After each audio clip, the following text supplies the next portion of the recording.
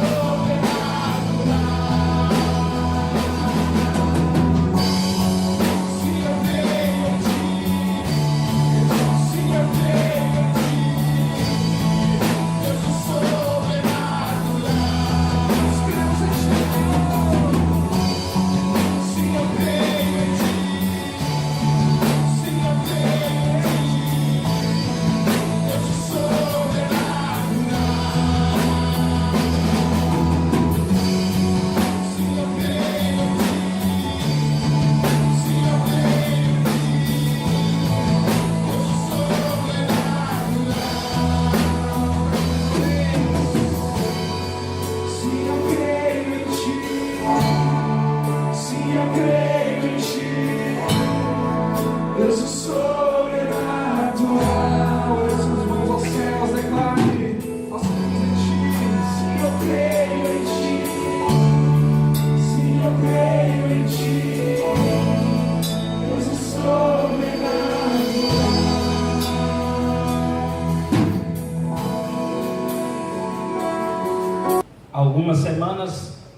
nós demos início a essa série de mensagens sobre 5 escolhas para mudar a sua vida. Nós já falamos aqui de 3 delas, que são: escolha ser motivo de alegria; segunda, escolha seguir e imitar Jesus; terceira escolha, escolha ter mais intimidade com Deus; e hoje nós vamos para a quarta e penúltima escolha: escolha lutar contra o desânimo.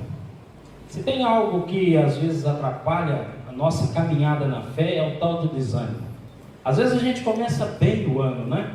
Animado, não, esse ano vai ser diferente, esse ano eu vou servir a Deus diferente, mas passam poucos dias e a gente cai na mesma rotina daquele desânimo, a gente não quer mais se envolver, não quer dar o nosso melhor para Deus, como se Deus nos tratasse de forma diferente e que Ele nos abençoou só num período da vida e que depois Ele nos abandona, né? Às vezes parece que dá essa ideia de que a gente fica animado por um tempo, não, agora eu vou, e a gente tem fé para começar, mas não tem para continuar, e isso gera muitos problemas. Então hoje eu queria propor para você fazer a escolha de lutar contra o desânimo. Observe que eu não estou dizendo que é uma escolha no sentido de eu não vou ficar desanimado, não estou falando isso, porque isso é impossível, não é?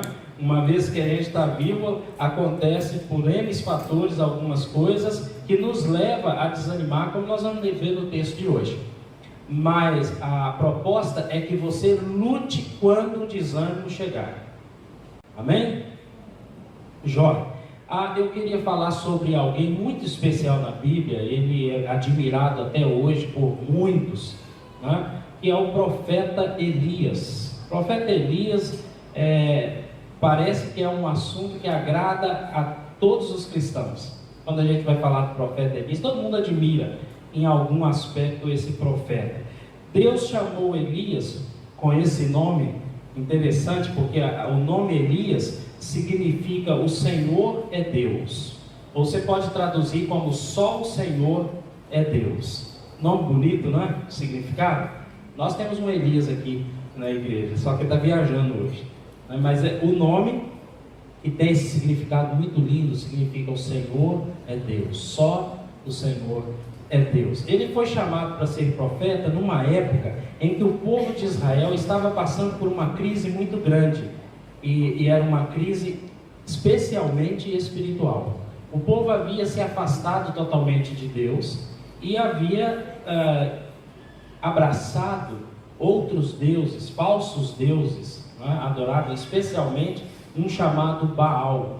Eles serviam e adoravam a outros deuses e acabaram virando as costas para o Senhor. Isso desde o rei, no caso, na época de Elias, era o rei Acabe. Acabe foi um rei que, segundo a Bíblia, ele foi o pior rei que Israel tivera.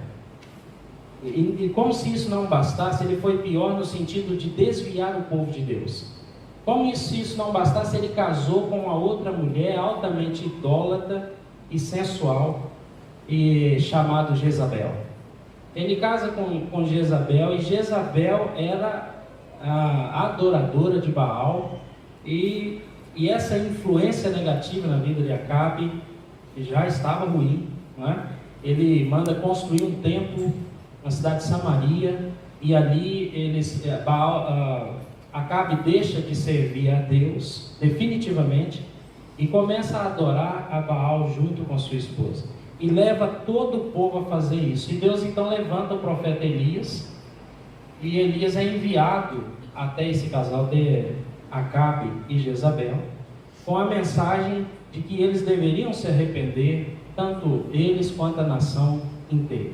E a mensagem era: olha, se vocês não se arrependerem, eu vou enviar 3 anos de seca, não haverá chuva.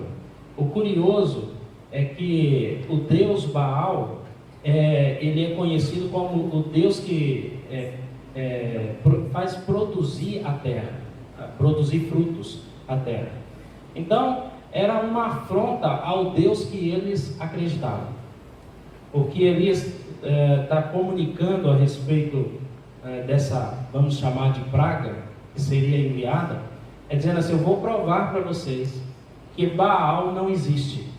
que Baal não pode fazer a terra produzir. Então, eu vou dar 3 anos de seca se vocês não se arrependerem. Como eles acreditavam em Baal, eles começaram a pensar assim, mas quem que é Deus para enfrentar Baal? Não é? Olha o ponto que chegaram. E aí, então, eles não se rendem e Deus, então, manda um período de seca que durou os 3 anos, conforme havia anunciado. A fome se estabeleceu em Israel. O povo padecia de fome. Mas Deus não abandonou aqueles que o serviam. Elias, por exemplo, o Senhor diz para Elias assim: Elias, vai para um determinado lugar e eu vou cuidar de você. E Elias vai, ele fica num lugar onde Deus envia, e lá a Bíblia diz que Deus enviava todos os dias um corvo que levava para ele pão e carne, todos os dias, pela manhã e ao entardecer.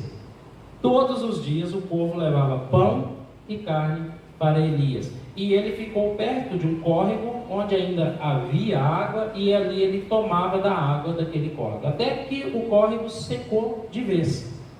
Então o Senhor diz assim: eu quero que você vá até a uma outra cidade chamada Serepta, e nessa cidade você vai encontrar uma mulher viúva, e eu vou abençoar a vida dessa mulher, de forma que o azeite não vai faltar, nem a farinha na casa dessa mulher.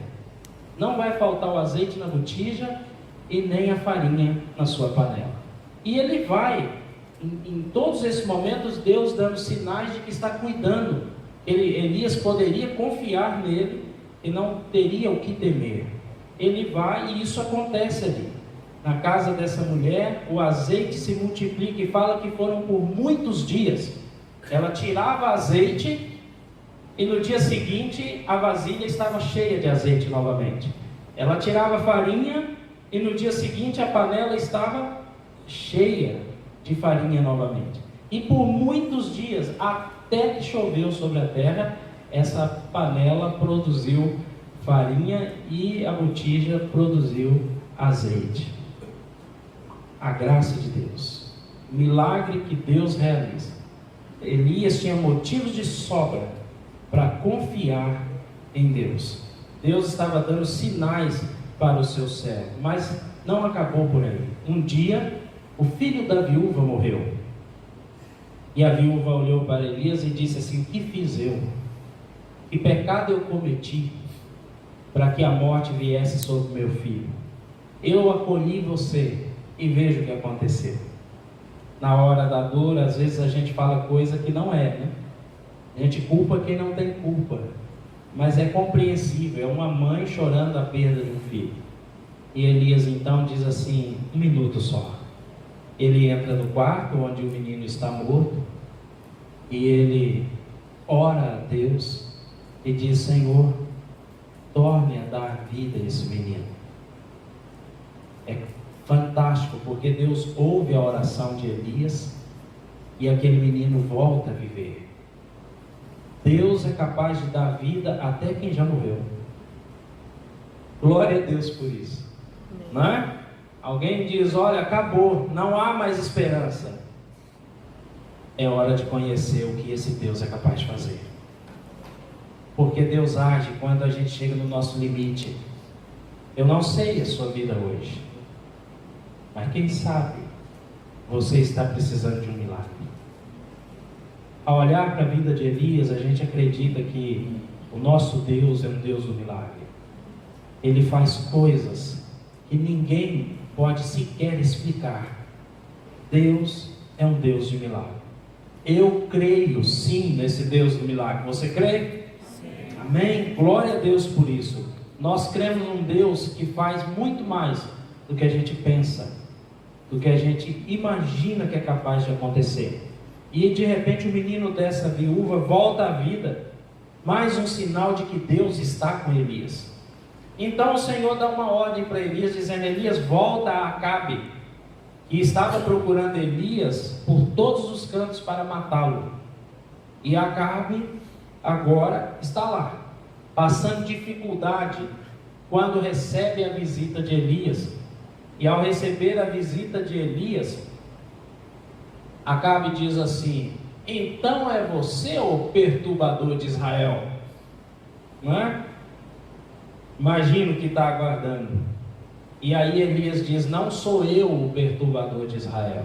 Quem perturba Israel é você, porque afastou-se do Senhor e levou o povo do Senhor a se desviar dele.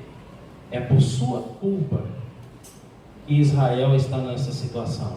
Mas se você ainda não está convencido de que Deus é Deus e não Baal, então eu lanço um desafio. E aí a gente tem esse desafio de Elias com os 850 profetas de Baal. O que acontece ali?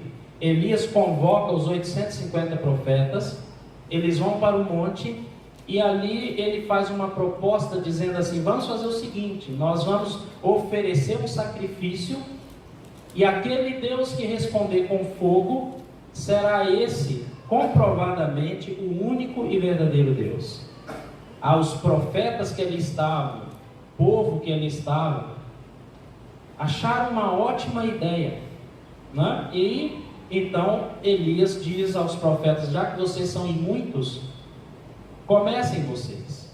E eles então colocaram ali um animal sobre o altar, e eles começaram então a cantar, a gritar, para que Baal respondesse às suas orações.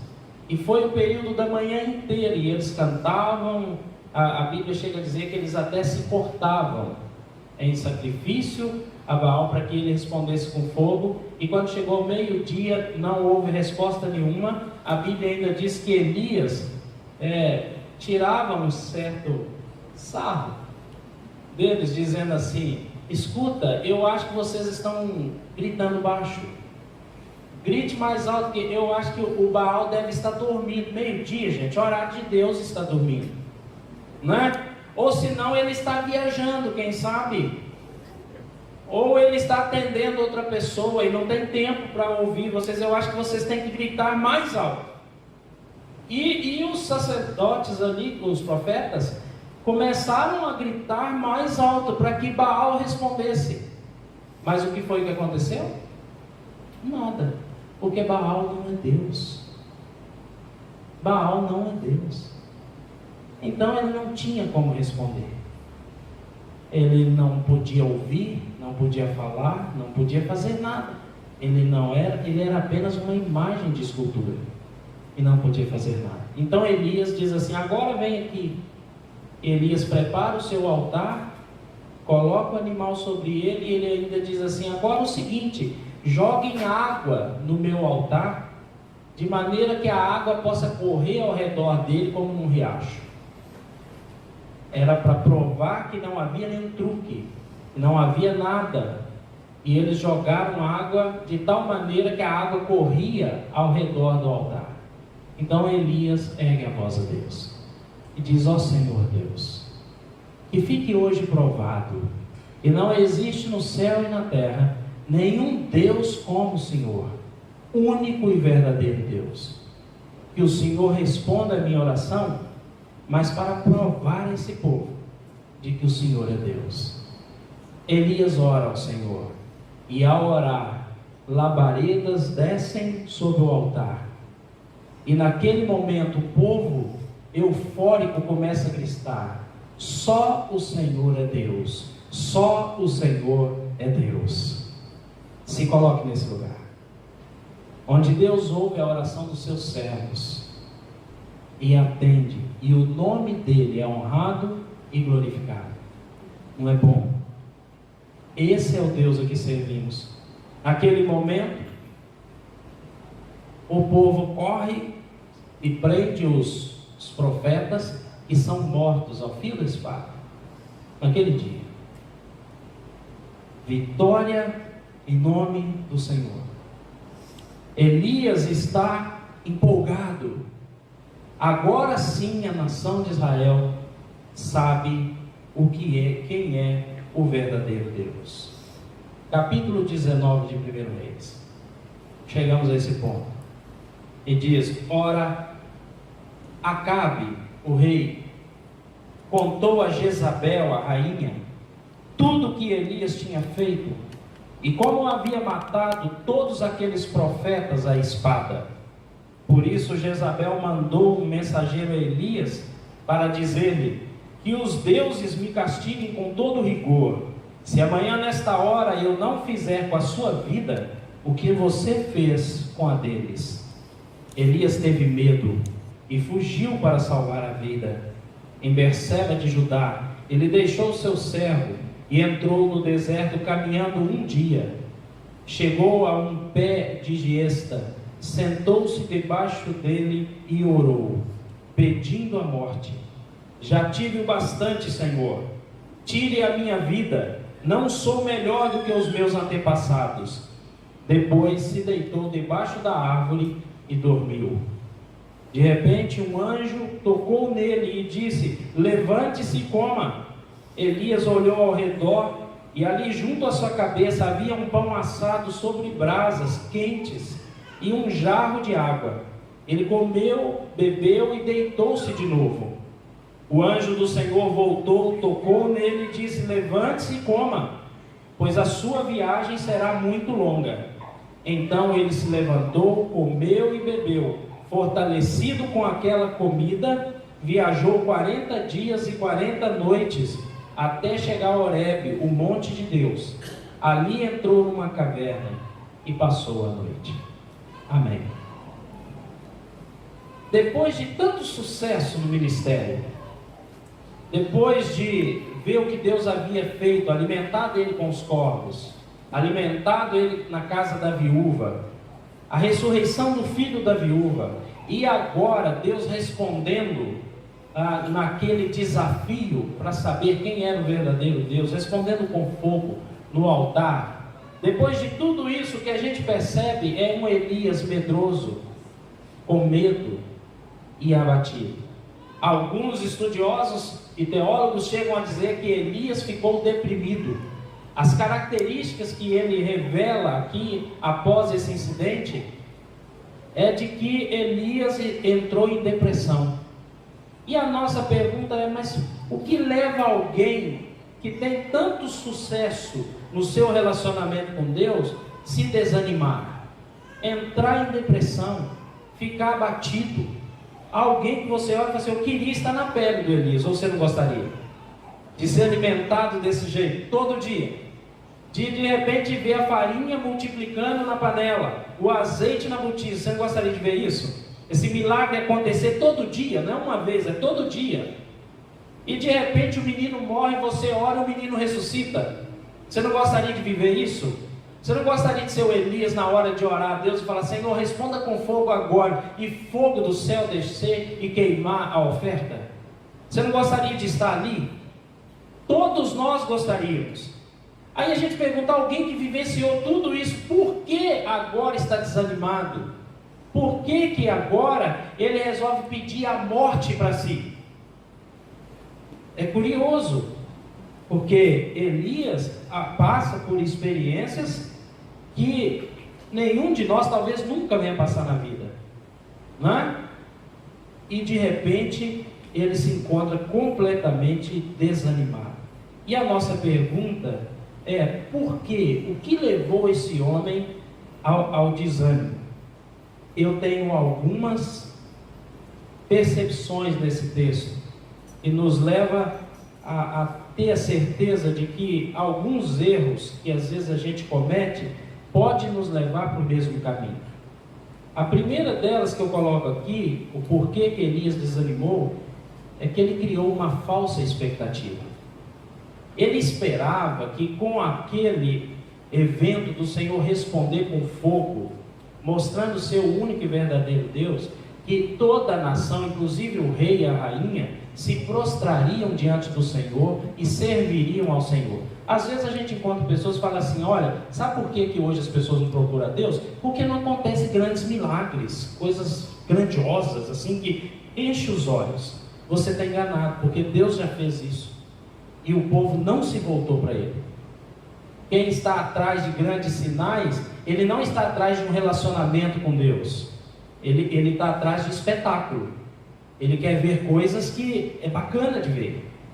Mas aquele que busca relacionamento com Deus, o propósito dele é outro, ele não precisa acontecer grandes coisas, basta Deus falar o coração dele, e ele se rende. E aqui está, Elias criou essa expectativa de que a nação voltaria a servir a Deus. Mas assim que acontece, Acabe fala para a rainha o que aconteceu. A rainha manda um recado para Elias dizendo assim: olha, que os deuses a quem eu sirvo façam comigo o que quiser, se eu ainda hoje não fizer com você o que você fez com os meus profetas, com os 850 profetas. Aí eu pergunto para você, Elias tinha motivo para ter medo de Jezabel? Tendo esse relacionamento com Deus de forma tão íntima, Elias tinha motivos para ter medo de Jezabel? Tinha motivos para ficar apavorado, com medo, e a ponto de querer fugir? Não. Mas por que ele faz isso? A Bíblia diz que ele teve medo. E ele entra numa tristeza profunda, e ele foge. E quando ele é questionado, ele diz lá: olha, eu estou fazendo de tudo, mas está dando errado. A expectativa que ele tinha que o povo, e o rei e a rainha voltassem a Deus. Mas foi uma expectativa frustrada, porque o povo, a rainha e o rei não voltaram para o Senhor. Por mais que eles gritassem: só o Senhor é Deus, só o Senhor é Deus, eles estavam impactados pelo que tinha acabado de ver. Mas passou aquele momento, passou aquele domingo à noite, quando chegou a segunda-feira, o só o Senhor é Deus ficou para segundo plano. Deixa eu viver a minha vida. Já viu coisas assim? E no domingo a gente está todo vapor, só o Senhor é Deus. Deus é demais, Deus é bom demais. Quando chega na segunda-feira, estamos cometendo os mesmos erros, como se Deus não existisse. Elias tinha essa expectativa. E quando a gente cria uma expectativa em relação a pessoas e elas falham com a gente, você vai ficar desanimado.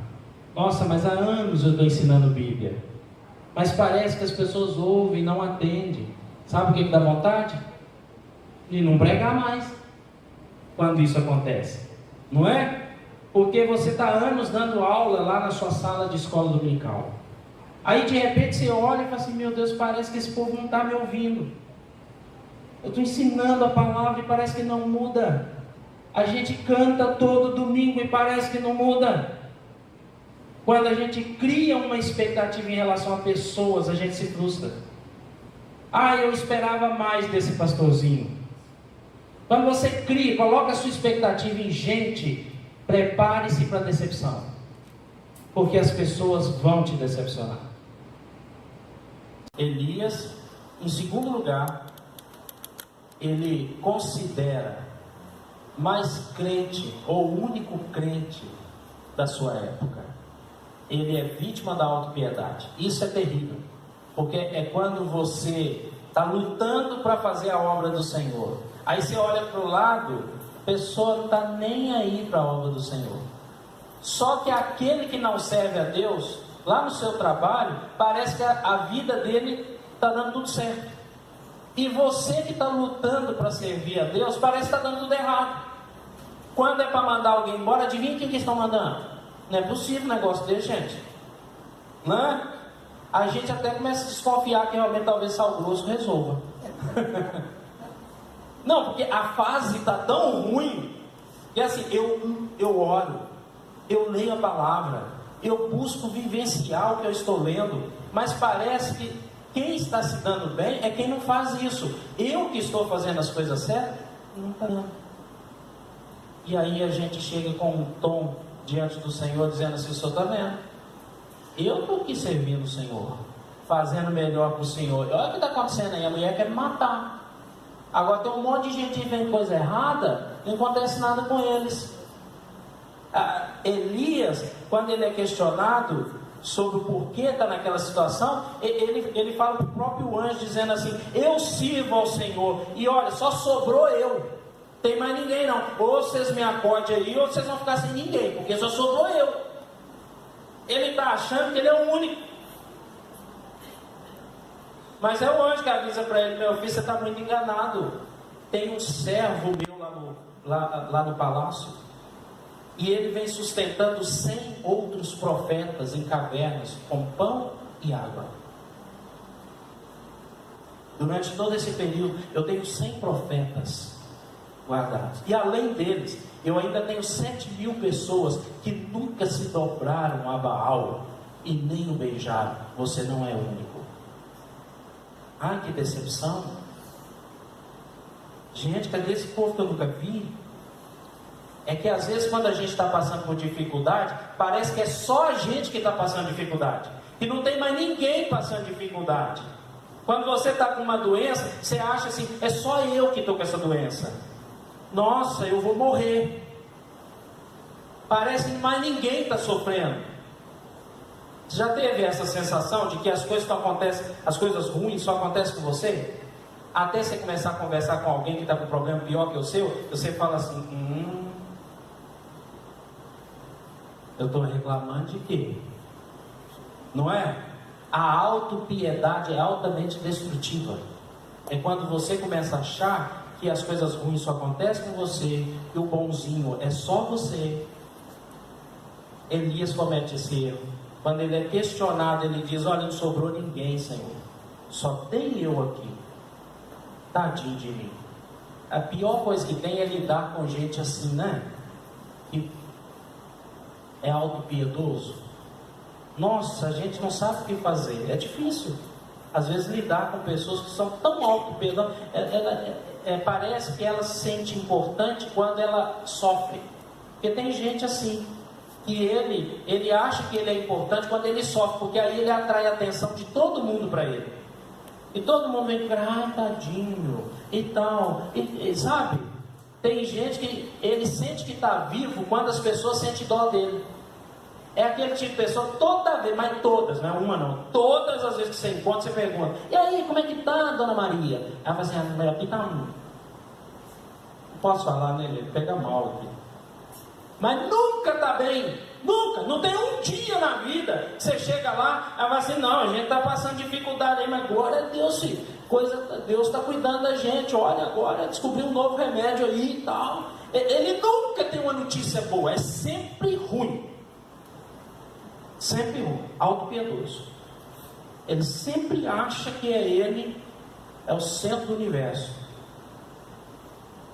E ele quer chamar a atenção para o sofrimento dele. Cuidado, querido.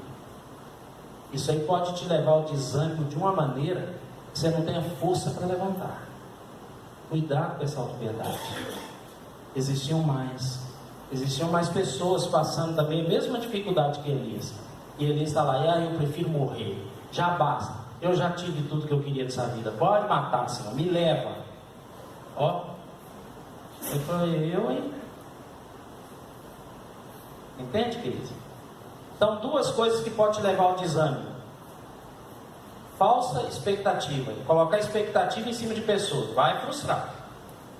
E a outra coisa é a autopiedade. Começar a achar que você é o coitadinho da história. Cuidado com esse negócio. E tem uma terceira também, que é natural. Você vai se isolar.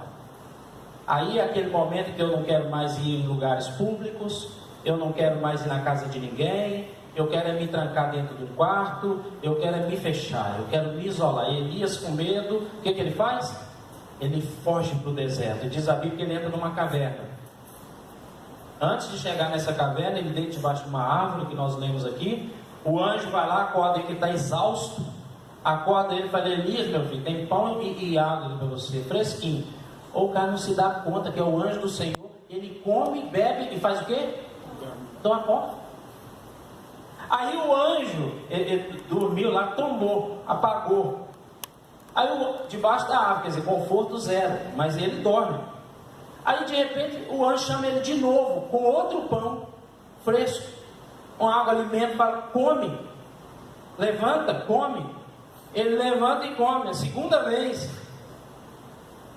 Filho, tem coisa para você fazer ainda, mas observa, que aí ele sai dali, o anjo fala assim, você tem muita coisa para fazer, filho, levanta, come, eu preciso ainda. Aí Elias levanta, come, e sai caminhando e vai para onde? Para uma caverna. Ele se esconde na caverna, porque quem entra pelo caminho do desânimo, ele começa a se isolar das pessoas. Ele não quer ter contato com mais ninguém, porque todo mundo é falso. É assim que ele taxa todo mundo. E ninguém presta. Todo mundo falhou comigo. Na hora da minha dificuldade não apareceu ninguém lá, pastor. A autopiedade mistura com isolamento e vira uma bagunça. É difícil de curar esse desânimo. E ele entra e é lá que o Senhor pergunta para ele: Elias, o que você está fazendo aqui, meu amigo? Quem foi que mandou você vir para cá?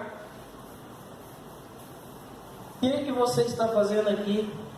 Mas Elias está fugindo da vida, fugindo das pessoas, fugindo de tudo, se isolando. Esse ano pode ser que você passe por isso, ou quem sabe você está passando por isso. Você está aqui hoje é um milagre, porque a sua vontade era estar em casa. Mas não sei, você bateu a cabeça na parede e falou: vou. Talvez tenha acontecido isso. Eu quero dizer para você o seguinte: Deus te trouxe aqui, meu amigo, para dizer para você assim: sai da caverna. Você está no lugar errado, não se isola. Então o que eu tenho que fazer, pastor? Vamos para a Bíblia. Qual que é a cura do desânimo? A gente olhando para a vida aqui de Elias, a gente aprende primeiro: cuide da sua saúde. Você vai ter que cuidar da sua saúde. Sabe por quê? Porque quando a gente fica desanimado, a gente come certo? Não. A gente pratica algum exercício, até sentar, né? Doente é um negócio difícil. Imagina quando fica difícil. É ou não é? A gente relaxa na nossa saúde. Você vai fazer um exame para saber como é que estão as coisas? Vai nada, eu estou querendo morrer, pastor. Por que eu vou me cuidar? É interessante que o anjo vai ao encontro de Elias, e antes de falar qualquer coisa com Elias, a primeira coisa que ele faz é alimentá-lo. Alimenta e fala: vai dormir, pode dormir. Está cansado, né? Dorme. Ele acorda, come de novo. Come, bebe, dorme. E aí ele diz: ó, essa comida é especial, hein, galera? Isso aí vem direto do céu. Esse alimento aqui vai te dar sustância por 40 dias e 40 noites. Gente, eu precisava comprar um pão desse. Da Pacita lá em casa. A menina tá uma lima nova. 40 dias e 40 noites, um pãozinho desse, que benção. É ou não é? Não é? Então assim, entenda, o anjo trata primeiro da saúde do Elias, assim: se cuida, vai, come, descansa. Trata primeiro da sua saúde. É primordial para você sair do desânimo. A pessoa desanimada, ele não quer cuidar da saúde, ele não quer comer direito, ele não quer se cuidar, ele não quer passar no médico, ele não quer saber nada, né? E fica esperando um milagre. Não vai adiantar não, tem coisa que você vai ter que se cuidar. Deus não vai fazer isso não, é você que tem que fazer. É você que tem que procurar um médico. É você que tem que fazer o exame lá para saber se está tudo bem com você ou não. Você tem que se cuidar, se cuide. Elias aqui tem o seu cuidado. Mas um segundo passo para curar o desânimo é: fale com Deus. Elias está lá na caverna, fechado, e o Senhor fala com ele: Elias, o que você está fazendo aqui? Sabe o que o Senhor está dizendo a Elias? Oportunidade de você falar tudo que está passando com você. Fala comigo. E Elias então começa a desabafar: Senhor, não é possível, você não está sabendo? E aí conta a história para Deus como se Deus não estivesse sabendo, entendeu? O cara ficou doido mesmo, entendeu? Então é o seguinte: conhece a tal da Jezabel? Aquela mulher é uma praga, Senhor, só tinha que eliminar aquele negócio. Ô mulher, né? E ele começa a contar, cara, para Deus: olha tudo que está acontecendo. E outra, esse povo é difícil demais, Senhor, misericórdia. Todo domingo eu estou lá pregando a palavra, todo domingo eu estou lá cantando, todo domingo eu estou lá ensinando. Olha, eu estou lá fazendo a minha parte, mas olha esse povo. Mas que povo miserável. Não se volta para o Senhor. Depois de tudo que aconteceu, só sobrou eu, só acredito nisso. Elias precisa desabafar, falar com Deus tudo que está no seu coração. E se você quiser livrar-se do desânimo, fala com a pessoa certa. Se queixe com a pessoa certa. Fale com o Senhor da sua vida, com o Deus que você diz servir. É Ele que é capaz de inverter a sua história aí, mudar as coisas na sua vida. Só Ele tem poder para fazer isso. E Ele vai te ouvir pacientemente, porque Ele sabe que faz parte do processo de cura e de reanimação você falar. Você precisa falar. Onde está doendo, esteja você com a razão ou não, mas precisa falar com Deus. Você precisa. Porque é isso que faz a gente ser curado. Nós precisamos expor o nosso problema diante do Senhor. Que problema você tem enfrentado ultimamente? Qual a dificuldade de firmar no seu relacionamento com Deus? O que te impede hoje de ter um relacionamento com Deus ainda mais profundo, não vivido? Você precisa se render, falar com o Senhor onde está a sua dor, e aí então você dá o seu terceiro passo. Não pensa que você vai falar e que Deus vai ficar calado, não. Tem uma hora que é Ele que responde. E pode ser que o que Ele fale com você não seja o que você gostaria de ouvir. Talvez Ele vai falar com você: tudo bem, filho, ouve, agora levanta. E Ele fala isso para Elias: levanta, seu ministério não acabou não, tem muita obra por fazer. Eu quero que você vai ungir reis, eu quero que você vai ungir profetas. Você tem trabalho por fazer. E pode ser que Deus fale isso com você, querido. Não está na hora de ficar dentro de caverna, não. Você vai ter que se levantar. Tem muita obra para você fazer. Você abriu mão de trabalhar para mim. Você abriu mão de se ocupar comigo. E colocou muita coisa errada na sua cabeça. Está na hora de você abrir mão de tudo isso. Volta para mim. Há muitas pessoas para ser alcançadas através de você. Pois eu conto com você. Eu não abro mão de você. Eu poderia colocar os 100 profetas que estão lá para ganhar as pessoas, e no meu plano era através de você, mas eu não coloco, porque é através de você.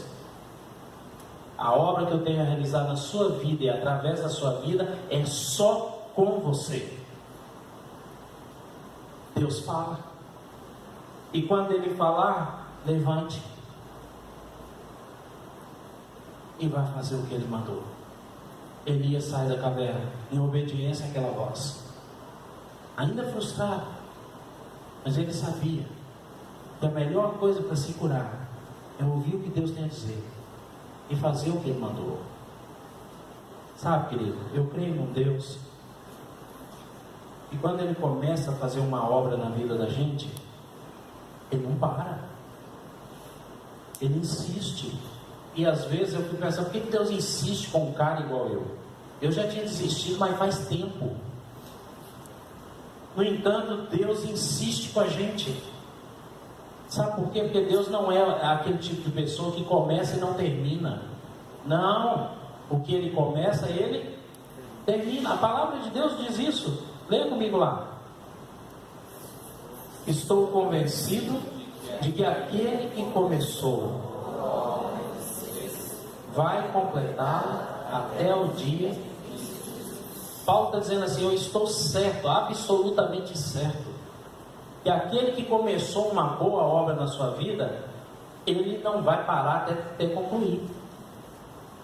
Se você está dificultando as coisas, é você que vai sofrer. É você que vai sofrer da depressão, da autopiedade, das frustrações. É você. Se renda a Jesus. Deixe Ele trabalhar através da sua vida. Pare de ficar se queixando e julgando a culpa em todo mundo, porque nós somos mestres em fazer isso. É o culpado culpando todos, menos a si mesmo. Abandone essa ideia. Pare de se queixar. Se levante e vai fazer o que Deus quer fazer através da sua vida. Vai abençoar as pessoas que Ele quer abençoar através de você. E pare de ficar reclamando. Lute contra desânimo, contra fofoca, contra argumentos e palavras que só deixam a gente para baixo. Que você seja encontrado do lado daqueles que lutam com Deus e não contra Ele. Que se Cristo, quando voltar, te encontre lutando a favor dele, não contra. É a pior desgraça que vai acontecer na sua vida, se Ele voltar e te encontrar lutando contra o Senhor. Não faça isso, querido. Faça uma escolha sábia. Eu vou lutar contra o desânimo. Eu não vou permitir que as dificuldades da vida me afastem de Deus. Ainda que eu não consiga emprego, ainda que a doença insista em permanecer, ainda que ninguém olhe na minha cara, mas eu farei aquilo pelo qual Deus está falando que é para eu fazer. Eu não vou abrir mão do meu ministério, eu não vou abrir mão do meu chamado. Deus me chamou por fazer, eu vou fazer. Eu sou profeta do Senhor, escolhido pelo Senhor. O que Deus deu nas suas mãos por fazer? E como você tem feito? O que você abandonou? Por que abandonou? Hoje é um tempo de voltar atrás e de fazer essa escolha sábia. Pois eu vou lutar contra o desânimo. Eu vou lutar a favor do reino de Deus. Amém?